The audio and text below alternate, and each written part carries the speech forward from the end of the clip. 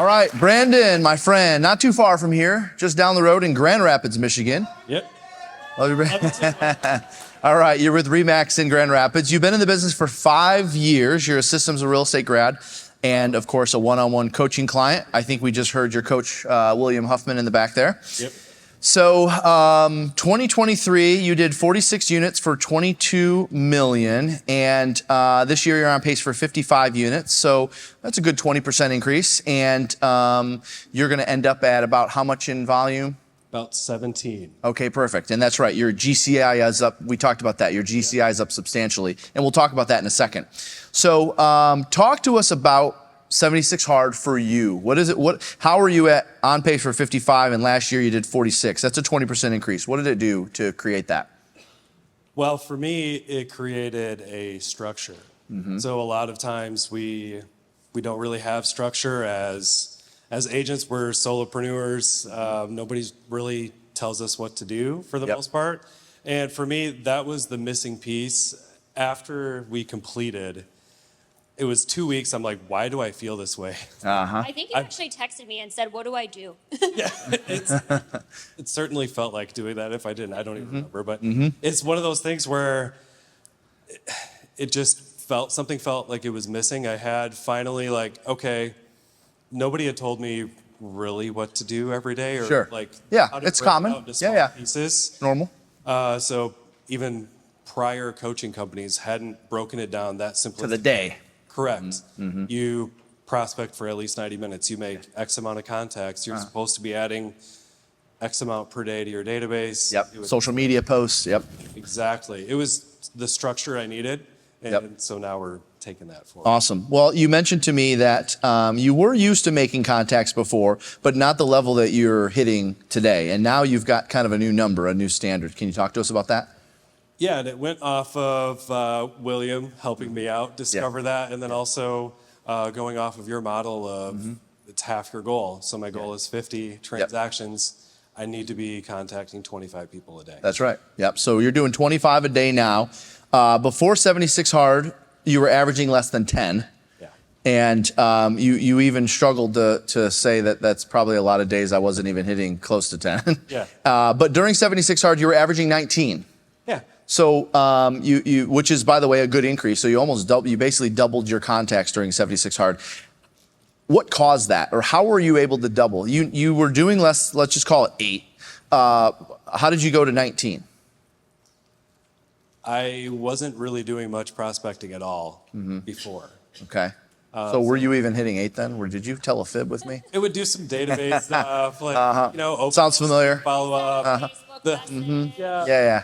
Here and there. Yeah. Sure. All right. Exactly. That's fair. But okay, so regardless, whether it was 10 or 8 or even 5, 19 contacts, I mean, that's a solid 2 hours, 2.5 hours of prospecting. Longer for me. Longer, and that's fine. So how did you, I mean, that's tough to go from doing, maybe 30 minutes to 3-ish hours or whatever it ended up. How did you do that?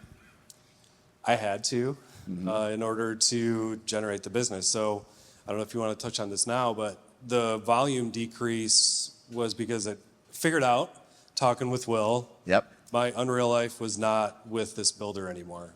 So found a sense of security that not many people get to attain. Selling a lot of transactions, just stuff is showing up. I have 18 listings in this neighborhood this year. So a lot of your business was builder business, and now today it's what? Now it's database, circle prospecting, open houses, it all, basically. So you're not waiting for business or waiting for someone to hand it to you. Exactly. You're going out and finding it. Talk to me about your script practice and role play. What did that look like during 76 hard? Very diligent. I had great partners, role play partners. Was it daily, weekly? What was it? During it was every day. Every day. Had to. Yep. And what scripts were you role playing? For me, most of it was circle prospecting. I found that to be the path of least resistance to me. I had tried prospecting expireds, not to the degree is taught here. Doesn't matter. The contacts were coming, the appointments weren't coming. It was tough for me to keep going. So circle prospecting, I could have conversations And now I have my first listing appointment next week from that. So I love that. Could lead to double dip, if not more. Yep, I love that. That's where I found it to be just a great path for me based on my skill set. How did you, because it's a little bit of a unique situation, but my guess is there's people in the audience that can relate to some degree.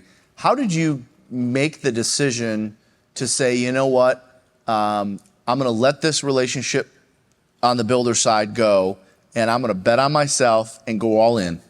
How did you go from that to all in on your self-generated production?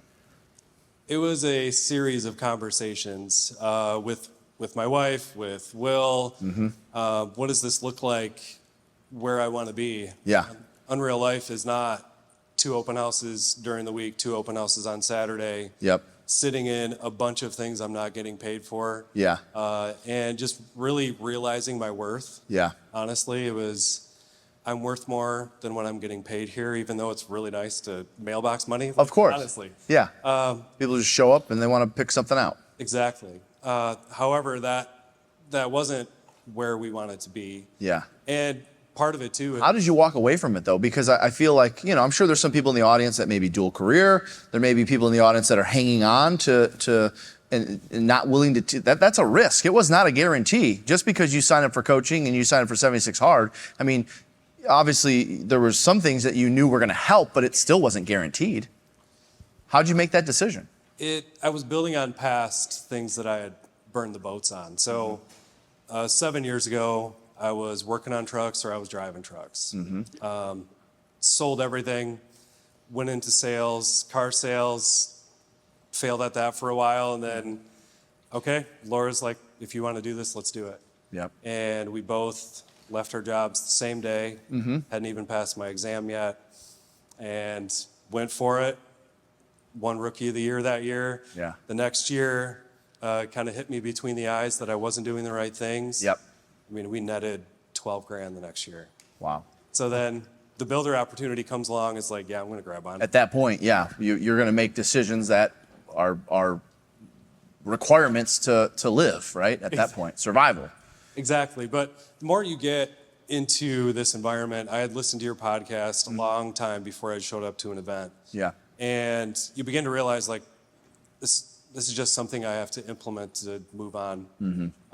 And from after, getting real with my Unreal Life, Yep. it was an easy decision after that. Yeah. I knew that if I just stuck to the program and did what they said and try not to fight it as much as I like to do, Yeah. that I would end up there. And sure enough, we're ahead of pace of last year.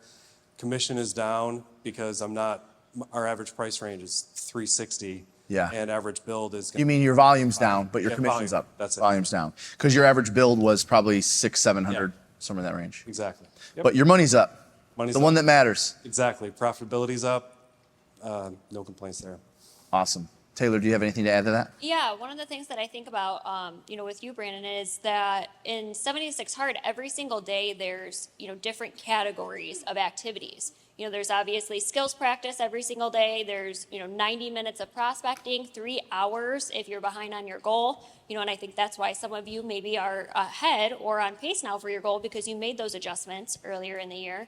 And then, sales rocket in the beginning. And the last part is we would always have an activity that we knew could help generate a new client for yourself. And we kind of forced you or, encouraged you to explore sources of businesses that you maybe hadn't worked before. And I think that's kind of how a little bit of the circle prospecting came about for you because we would have you circle prospect a neighborhood and call 50 of the neighbors. We would have you circle prospect before an open house. And, you can trust in the 76 Hard group. We're not telling, I'm not asking you to do like 86 jumping jacks. We're asking you to do things that we know will bring results. Just things you're supposed to be doing. Correct. And sometimes until you have someone push you outside of that comfort zone or try something new, you don't actually realize that it's a source that you do really well with. And I love hearing now, that circle prospecting and open houses and those things are some of your top sources of business because I watched you do them for somewhat times the first time in that 76 Hard program. And yes, you did push back and you still did it. And now look at yourself, right? You're putting more money in your pocket because you got that vulnerability and that uncomfortableness. So I love that. Yep. Thank you. Awesome. Thanks, Brandon.